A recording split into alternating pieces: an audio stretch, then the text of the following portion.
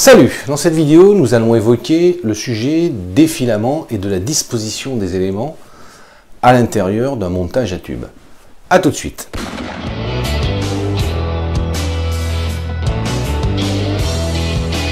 Au nombre des problèmes que l'on peut rencontrer, il y a finalement des sources de bruit, de ronflement qui sont assez classiques dans un ampli. En premier lieu, ce sont les filaments. Les filaments, ça donne en général, enfin même toujours, des ronflements à 50 Hz si vous êtes en Europe, ou à 60 Hz si vous êtes en Amérique du Nord. Puisque c'est en fait la tension du secteur. C'est la fréquence de la tension du secteur. Autre source. Deux autres sources sont compliquées. On a des couplages capacitifs. J'y reviendrai. On a des couplages capacitifs. Ça, faut faire. C'est pas évident à forcément les identifier et à faire des erreurs. On a vite fait de faire des erreurs. Et ensuite, on a des couplages inductifs liés au transformateur. Et là aussi, c'est compliqué parce que c'est principalement lié à la façon dont on va disposer les éléments à l'intérieur du coffret ou de l'équipement. Les filaments, il y a plusieurs façons de les raccorder, mais une des façons de faire, c'est de les raccorder en alternatif. Vous avez deux façons de raccorder les filaments aujourd'hui au XXIe siècle. Soit vous les connectez en alternatif sur le transfo, c'est exactement ce qui est représenté sur le transparent qui est à l'écran en principe derrière moi, ou on continue,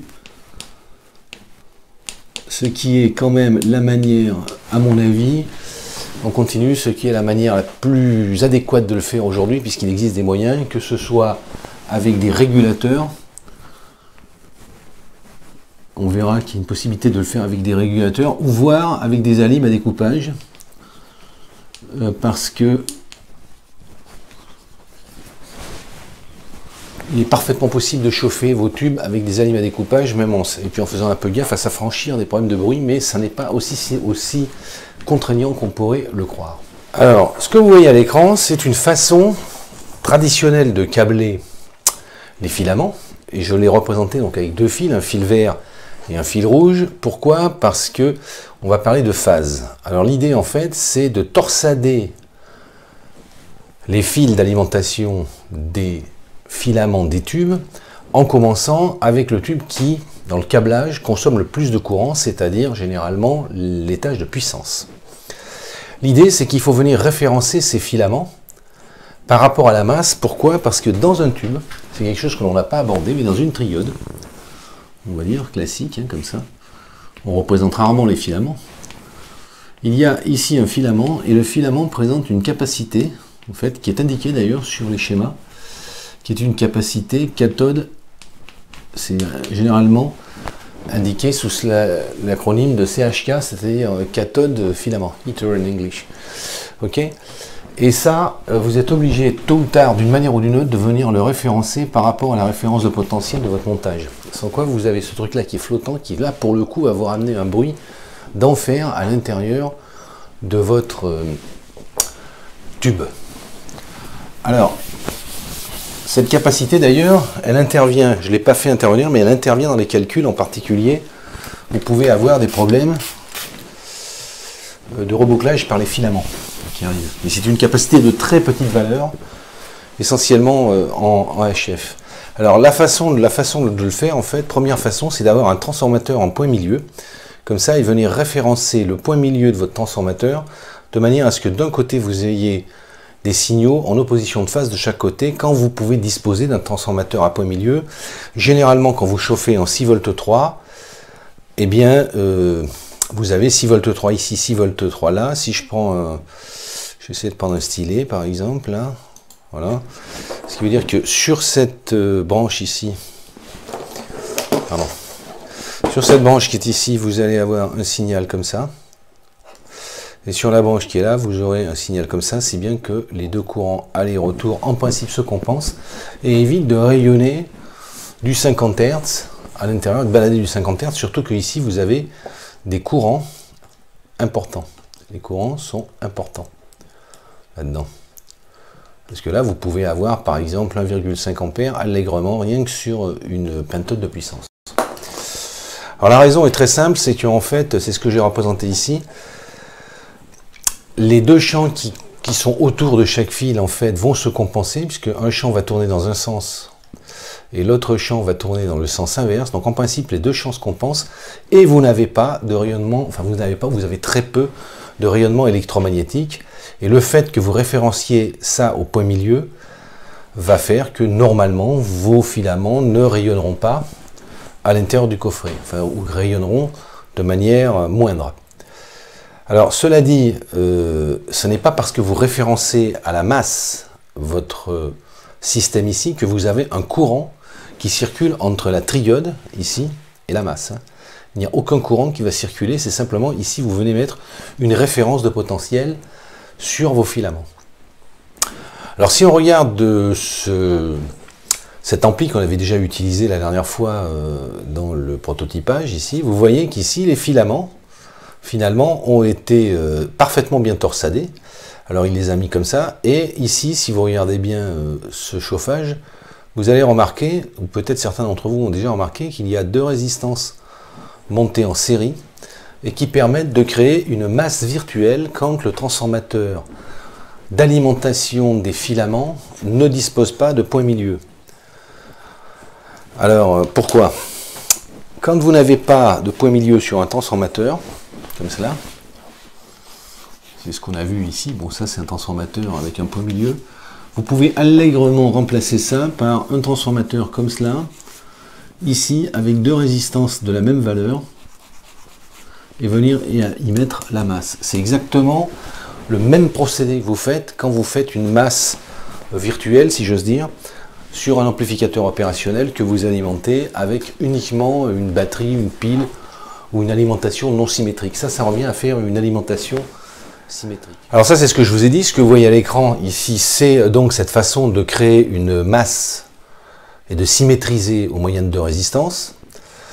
Il est possible aussi, comme on le voit ici sur... d'utiliser ça, tous les tubes de la série 12AI, enfin ECC plutôt, on va dire, voilà, les désignations ECC 82, 81, 83, etc. sont des tubes qui ont le filament en 4 et 5. Et en 9, vous avez la masse, c'est-à-dire qu'en fait le filament est comme ça. Ici, c'est la pin 4 et la pin 5. Et au milieu, vous avez la pin 9. Alors vous pouvez monter soit ça en parallèle, comme ça, et à ce moment-là, vous chauffez en 6,3 volts. Vous pouvez directement chauffer votre tube de là, et là vous chauffez en 12,6 volts. Alors il faut toujours privilégier des chauffages avec des tensions plus élevées, puisque vous allez diminuer le courant, et en conséquence, en diminuant le courant, vous allez aussi diminuer les rayonnements électromagnétiques, et donc tout ce qui peut aller rayonner. Ces tubes ayant la propriété d'avoir ce point milieu, il est possible de référencer, par exemple, pour symétriser votre liaison, vous pouvez la symétriser ici sur le point milieu des filaments. Attention, ne faites jamais ça en deux fois. Hein. Ne vous amusez pas à faire ça. Hein. Parce qu'auquel cas, là, vous allez retomber dans les sujets des boucles de masse. On ne va pas y revenir, c'est ce qu'on a vu la dernière fois en long, en large et en travers. Câblage des filaments. Ici, je vous ai donné l'exemple d'un kit Vellman. Ça, c'est un kit Vellman, en fait, puisque Vellman faisait un kit qu'il a cessé de fabriquer. C'était un quartet de L34 qui permettait de réaliser un amplificateur à tube, qui est plutôt pas mal, et dans lequel il conseille, et c'est juste de ne pas essayer, ni même tenter, n'essayez même pas, si vous faites des circuits imprimés, d'envisager d'alimenter vos tubes avec des pistes de circuits imprimés, parce que d'abord ça va vous prendre toute la place sur le circuit imprimé, et vous n'arriverez pas, surtout si vous chauffez en alternatif, à faire quelque chose de symétrique, et les champs magnétiques en fait vont rayonner à l'intérieur. Typiquement les circuits imprimés que j'ai fait faire moi, ici, j'ai pris la décision d'abord de chauffer en continu. C'est-à-dire que sur ces circuits-là, l'équipement qui est là en 4-5, voilà, on voit, je ne sais pas si on voit bien ici, mais enfin, il est marqué heaters, j'ai marqué ça en anglais. En fait, ici, ces filaments qui sont là, ce sont prévus d'être chauffés en continu. Cela dit, si on était amené à les chauffer en alternatif, ces trucs-là, à ce moment-là, vous faites ce qu'il y a sur le schéma que vous voyez au tableau, c'est-à-dire que sur le circuit imprimé, vous venez torsader les fils directement, comme vous le conseillez à juste titre, ce kit Vellman, qui était un kit de bonne qualité, et vous voyez d'ailleurs qu'il propose ici de torsader les fils directement sur le circuit imprimé, puisque c'était un système équipé d'un circuit imprimé. Alors il faut savoir que l'idée n'est pas nouvelle, c'est pas Vellman ou la version moderne, on va dire, qui envisage de mettre plutôt le fait de torsader les filaments sur les circuits imprimés et de ne pas les porter sur le circuit imprimé. Sur ma table de chevet, j'ai une radio comme ça, qui est une radio Telefunken FM qui a été construite dans les années 60. Cette radio que vous voyez ici à l'écran, elle est équipée d'un circuit imprimé. C'est une radio à tube, mais elle a un circuit imprimé. Alors on voit ici le schéma de cette radio, et d'ailleurs, entre parenthèses, juste pour mémoire, ce que vous voyez ici, c'est un ampli classe A, exactement le même que celui qu'on avait fait dans la vidéo où on faisait un petit ampli expérimental. Il est équipé du même genre d'amplificateur. Cela dit, si vous regardez le circuit imprimé, je vous ai fait ici un agrandissement du circuit imprimé. Si vous regardez les filaments qui se trouvent ici en 4-5, alors je vais essayer de retrouver mon... Voilà, en 4-5, là comme ça. Si vous regardez bien les filaments des tubes, et c'est pareil, eh bien vous voyez que l'alimentation des filaments ici est faite par des fils. C'est-à-dire que cette radio torsade, parce qu'en plus il y avait le schéma et l'implantation, torsade, comme on le voit ici, les fils indépendamment du circuit imprimé. Alors je ne peux pas vous montrer parce que j'ai rangé l'amplificateur, mais normalement l'idée c'est de venir torsader directement les filaments. Et si vous faites un truc un peu plus compliqué, par exemple ça c'est un circuit que j'ai fait faire ici, ça c'est le circuit du correcteur de tonalité, et bien j'ai à aucun moment câblé les filaments dessus, c'est-à-dire qu'il faudra venir torsader les fils, et pourtant ça c'est du double face. Alors ça répond aussi à une question qui m'a été posée dans les commentaires, pourquoi ne pas faire de plan de masse sur un circuit imprimé avec des tubes? Alors je vais y répondre puisque la question m'a été posée tout à l'heure, j'ai déjà répondu. Si vous faites un plan de masse, c'est possible, mais en audio, le problème du plan de masse, et particulièrement avec les tubes, c'est que vous risquez de faire des couplages capacitifs entre les pistes, surtout si vous le faites sur une face et les pistes qui se trouvent de l'autre côté, vous n'allez pas le maîtriser, et ce qu'il ne faut surtout pas faire, c'est par exemple envisager de faire un circuit comme ça en simple face, de l'autre côté de mettre un grand plan de masse et de venir récupérer là les masses, on serait tenté de faire ça. Alors ça, vous n'arriverez jamais à maîtriser aucun des courants qui sont à l'intérieur des circuits imprimés. Mais je ferai un jour une vidéo sur le routage particulier des circuits imprimés, puisque je suis plutôt personnellement favorable à faire des circuits imprimés. On utilisera d'ailleurs ce circuit dans l'étude du correcteur de tonalité. Alors il y a aussi la possibilité d'envisager de chauffer les filaments en continu. Le problème de chauffer les filaments en continu, je ne vais pas faire un exposé sur les alimentations, on le fera quand on travaillera sur la maquette du Williamson, c'est le courant qui est délivré par les tubes, enfin qui est réclamé pardon, par les tubes. Les tubes, si on prend par exemple une pentode de puissance comme une L34 par exemple, qui n'est pas un tube de très grande puissance, je vais vous dire sa tête, mais je crois qu'il fait 1,4 ou 1,5 ampères.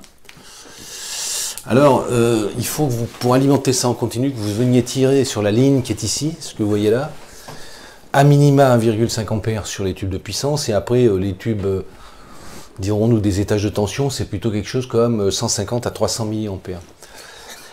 Alors si vous tentez de réguler avec un régulateur de type LM317 ou autre, vous allez mettre à genoux le régulateur. Le seul moyen de le faire, c'est d'utiliser ce qui est ici, c'est-à-dire un transistor qui va évidemment dériver du courant, parce que quand vous allez avoir un appel de courant, la tension va monter ici, et donc forcément vous allez bypasser, enfin vous allez, oui, bypasser, on va dire en français, le régulateur, en conséquence de quoi vous pouvez faire ça avec un gros transistor. Par contre, vous devrez dimensionner ici ces condensateurs de filtrage ici, avec des trucs de l'ordre de minimum 10 000 microfarad à minima. Deuxième problème du chauffage en continu, et là vous allez avoir une ondulation considérable à cause des débits. Deuxième problème du chauffage en continu, c'est que vous allez solliciter le transformateur ici de manière très importante. Pour être clair, si vous avez 1 ampère ici du côté continu, considérez que vous devez, il vous faudra un transformateur qui devra délivrer 3 fois plus de courant que le courant que vous allez délivrer sur les filaments. Sans compter que vous devrez ici aussi mettre un radiateur, enfin un dissipateur thermique ici. Voilà ce que l'on peut dire sur ce chauffage-là. Alors, une des façons de le faire, c'est d'utiliser bien sûr des alimentations à découpage. Aujourd'hui, il existe des alimentations à découpage spécialement conçues pour les amplis à tubes, d'ailleurs, il y a des fabricants qui en proposent. Et dans ces cas-là, vous n'aurez pas de souci, puisque avec vous verrez, c'est ce que j'ai fait dans les 2 amplis, vous vous retrouvez avec une alimentation à même de vous délivrer 4, 5, 6 ampères. Et là, vous chauffez tout en continu et vous n'avez plus besoin de vous angoisser à torsader vos câbles, sachant que c'est quand même quelque chose de compliqué à faire. Maintenant, effectivement, le chauffage en alternatif est bien sûr le plus économique, puisqu'il suffit de raccorder les fils sur le transformateur. Donc ce que vous voyez à l'écran, c'est ce qu'il ne faut pas faire. Ne référencez jamais la masse de vos filaments ici en asymétrique comme cela. C'est-à-dire que vous devez toujours faire un point milieu ici avec une résistance. Parce que si vous référencez la masse comme vous le voyez ici à l'écran, eh bien évidemment vous allez perdre tout cet effet de symétrisation que nous avons là. Donc quoi qu'il arrive, de toute manière, les filaments, c'est toujours avec un point milieu.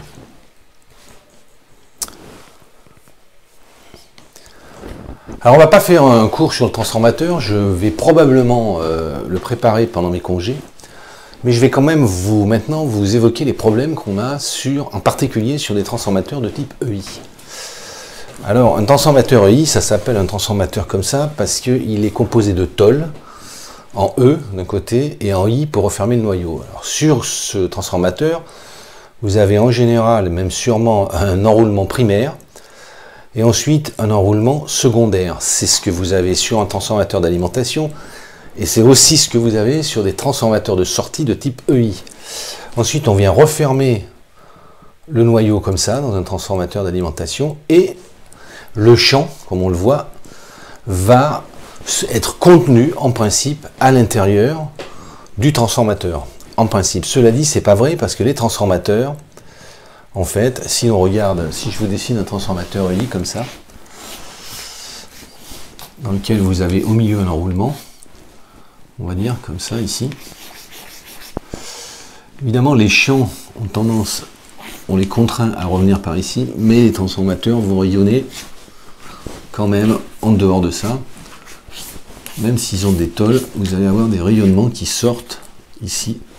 Vous avez des lignes de champ qui sortent du transformateur, particulièrement vrai dans les angles.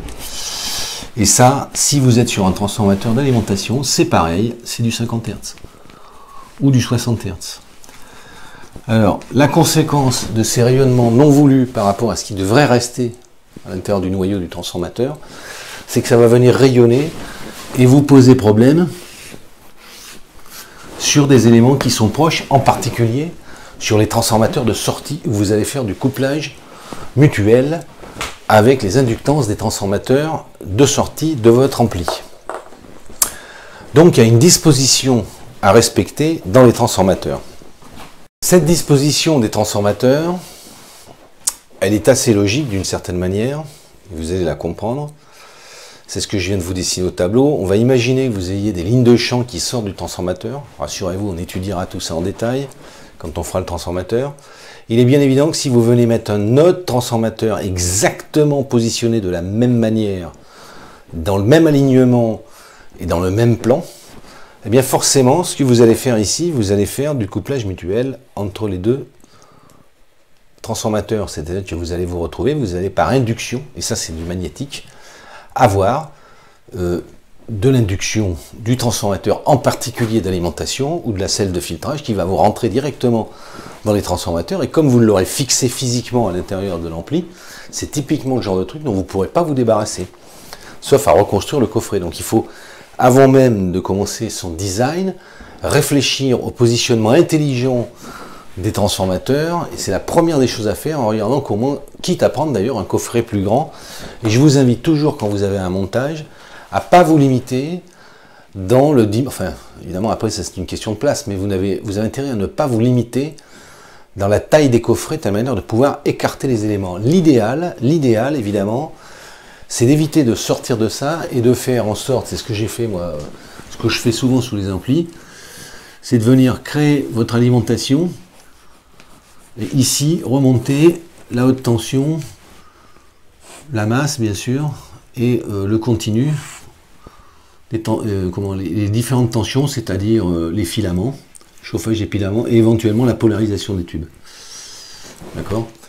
Le problème de faire ça avec le 220 ici, et de ce côté-là venir mettre votre ampli, auquel cas vous n'avez plus de problème de rayonnement, etc.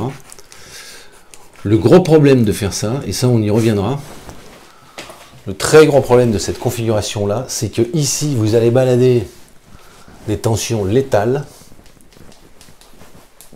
Là vous avez des tensions létales qui sont là, avec la haute tension, et il faut prendre des dispositions drastiques quant au dispositif de connexion, de telle manière que vous n'ayez pas, au moment où vous avez du 220 dans l'alimentation, quelqu'un qui puisse toucher et avoir du continu. Parce que si vous avez une alim, par exemple, sur l'ampli qu'on va construire en le Williamson en EL34, c'est, je crois, 460 volts à 70 mA en bloc mono. 460 volts à 70 mA, vous touchez ça, vous êtes mort. C'est terminé. Vous toucherez une fois et ça sera la fin.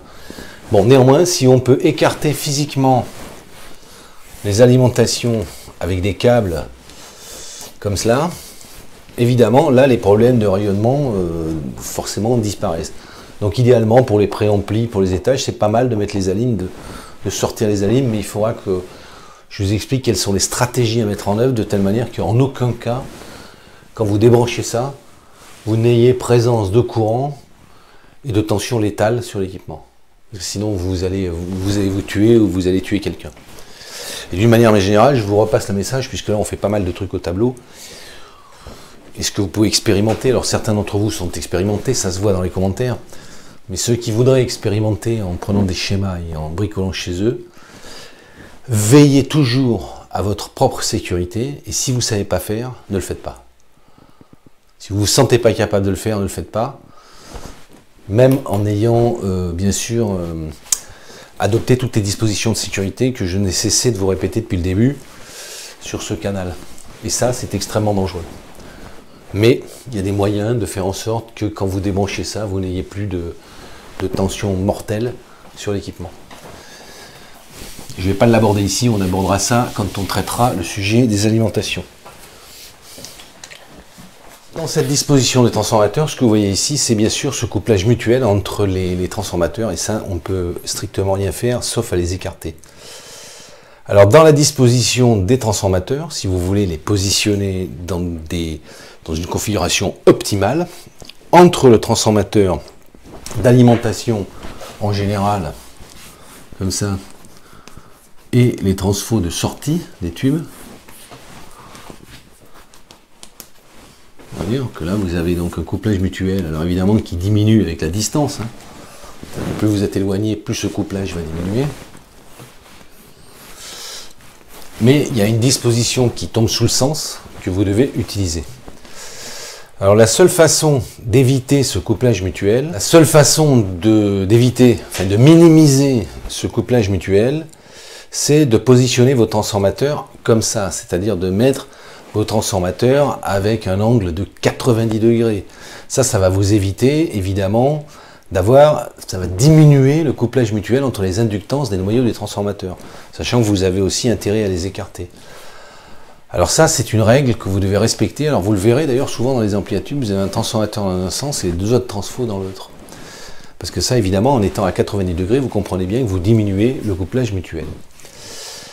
Alors les transformateurs de sortie audio, et c'est eux qui sont sensibles à ça, parce que vous allez faire, comme vous pouvez le voir ici, du couplage entre le transformateur d'alimentation que j'ai représenté comme ça et votre transformateur de sortie audio. Donc idéalement, il faut le positionner comme ça. Et c'est ce que j'ai fait moi dans mon ampli. Et il reste maintenant un dernier point à voir et qui est directement lié à ce qu'on a étudié il y a... ce qu'on a étudié il y a quelques jours ou quelques heures, ça dépend à la vitesse à laquelle je mets en ligne les vidéos, c'est le problème des tétrodes à faisceau dirigé. Quelqu'un m'a posé la question, quelle est la différence entre une tétrode à faisceau dirigé et une tétrode et une pentode? Principalement, c'est lié au fait, et c'est ce que vous voyez sur le schéma qui s'affiche derrière moi, sur le que j'avais utilisé, c'est que dans une tétrode à faisceau dirigé, c'est le champ électrique en fait qui vient contraindre les électrons à frapper la plaque. Il est bien évident que si vous approchez un transformateur d'une tétrode à faisceau dirigé, elle va être plus sensible qu'une pentode, parce qu'elle ne repose pas exactement sur les mêmes principes. Or, dans ces cas-là, si vous positionnez la tétrode à faisceau dirigé comme ça, à côté de votre transformateur, y compris votre transformateur de sortie, si vous la positionnez comme ça, vous allez avoir un problème, c'est que l'influence du champ magnétique, comme en plus le champ magnétique est perpendiculaire au champ électrique, comme vous le savez, on verra ça quand on reprendra les notions d'électromagnétisme, bien vous allez ramener des perturbations depuis ici le transformateur vers la tétrode à faisceau dirigé. Ça, c'est une particularité des tétrodes à faisceau dirigé. Si vous avez une pentode, c'est moins sensible. Ça ne veut pas dire que vous êtes obligé de venir coller le tube à côté, bien sûr, du transformateur. Déjà, ça va chauffer, donc il y a des respects minimum de distance qui tombent sous le sens à respecter, on va dire.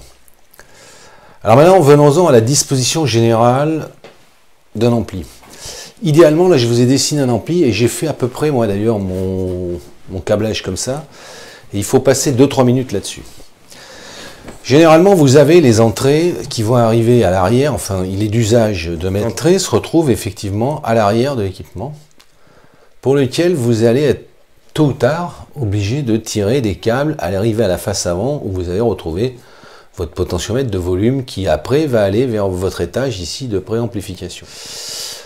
Alors, si vous faites ça, évidemment, vous comprenez bien que là, en tirant des câbles comme ça, vous exposez, plus les câbles sont longs, à récupérer de l'induction. Alors déjà, la première des choses à faire, c'est d'éviter de passer tout ce qui va être secteur 220 volts à côté de vos câbles audio. Il faut vous arranger dans le coffret, comme on le voit, à mettre tout ce qui va être 220 volts et alimentation, parce que vous êtes obligé d'arriver sur le marche-arrêt.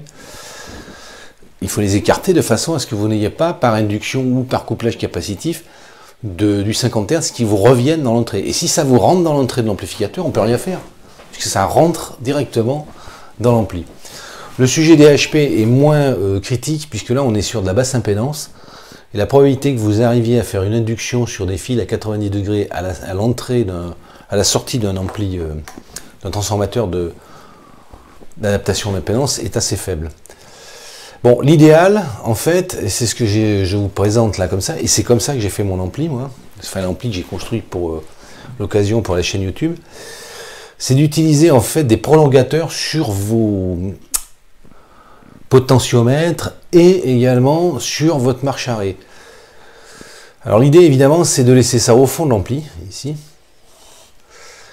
dans lequel vous allez avoir votre volume qui va avoir un câble très court en fait, ici, comme on le voit là, et même si c'est un sélecteur de source, c'est la même chose, un câble très court, ce que vous voyez s'afficher derrière moi.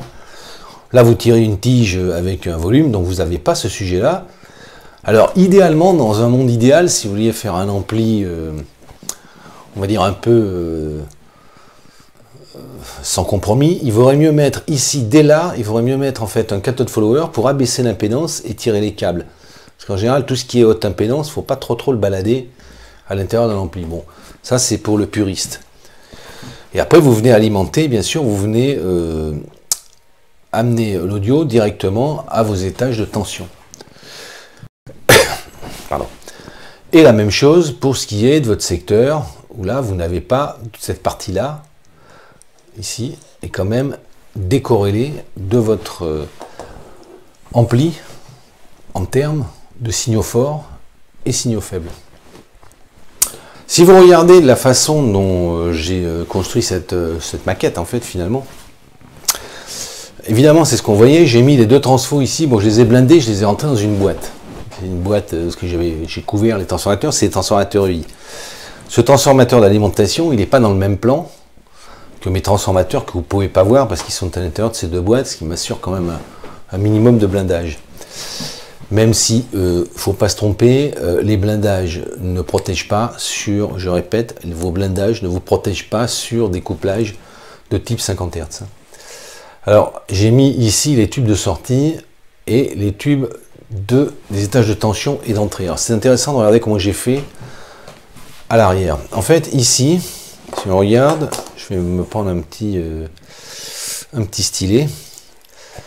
J'ai construit ici un étage qui est ici, voilà, qui est là.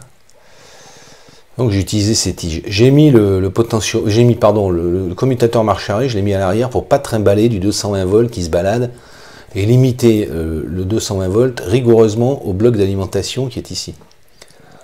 C'est-à-dire que j'ai pas de 220 qui se balade dans l'intérieur du coffret, etc. Ici j'ai fait un sélecteur de source avec des relais. Si bien que la commutation, parce que je vais mettre deux sources, hein, c'est pas que je suis un inconditionnel des fiches DIN, mais enfin le fait est que ici, à cet endroit-là, on a deux connecteurs qui nous permettent deux entrées audio, on va dire pour parler en français, in 1 et in 2. Parce que j'ai mis deux sources, bon, de manière. Donc j'ai fait une commutation à relais, c'est-à-dire que ici, quand vous venez appuyer sur le bouton, parce que c'est un truc de récup que j'avais, ben, je viens commuter les relais et je viens directement sur les étages de préamplification ici. Je ne balade pas en fait une sélection de sources le long ici de l'ampli jusqu'ici. Il en va de même des potentiomètres de volume, vous voyez, qui sont ici directement au fond. C'est-à-dire qu'en fait, ici on fait la sélection de sources, le volume, j'ai pas mis de cathode follower et je vais après alimenter directement mes étages de tension. Ce que l'on retrouve ici. Alors, pour achever cette série de vidéos qui de vous donner plutôt des bonnes pratiques, ce que l'on voit ici, je vais vous donner deux conseils. Deux conseils concernant l'éventuelle fabrication, prototypage d'un ampli que vous avez soit conçu vous-même, soit dont vous avez repris un schéma, parce qu'il y en a sur le net, avec 50 ans d'engineering, d'arrêt d'engineering sur la partie ampli à tube, vous allez trouver des schémas parfaitement fonctionnels sur le net, ou des schémas que vous avez pensés par vous-même si vous voulez tirer la satisfaction d'une conception faite intégralement par vous-même. Deux règles. Première règle que vous allez appliquer, c'est ce que les anglo-saxons appellent le KISS.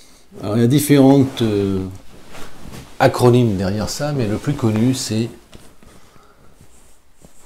Keep it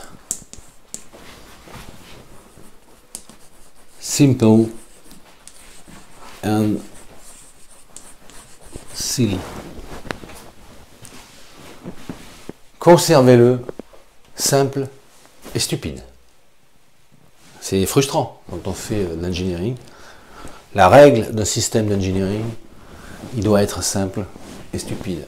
L'expérience venant, vous allez être tenté de faire des montages compliqués avec des asservissements, etc. Et vous allez vous rendre compte que le gain en performance sur un système instable qui ne sera pas fiable va être très faible par rapport à un circuit simple et stupide. J'exerce moi dans la radio professionnelle, en fait dans la radio professionnelle et plus précisément dans la radio numérique, que ce soit en RF ou dans les parties logicielles.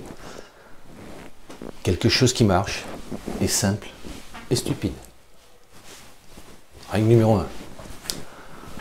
Règle numéro 2. Quand je dis simple et stupide, ça ne veut pas dire que vous ne pouvez pas utiliser des typologies ou des circuits éprouvés. Mais si vous avez à faire, on verra ça, un déphaseur cathodine dont l'ingénierie date des années 30, n'imaginez même pas une seule seconde que vous allez, avec des tubes, peut-être avec des semi-conducteurs, améliorer 50 ans d'engineering qui ont été faits par nos prédécesseurs. Donc, vous prenez simple et stupide. Pareil sur un étage de préamplification. Règle numéro 2, câbler. Câbler, et ça, comme sur le schéma.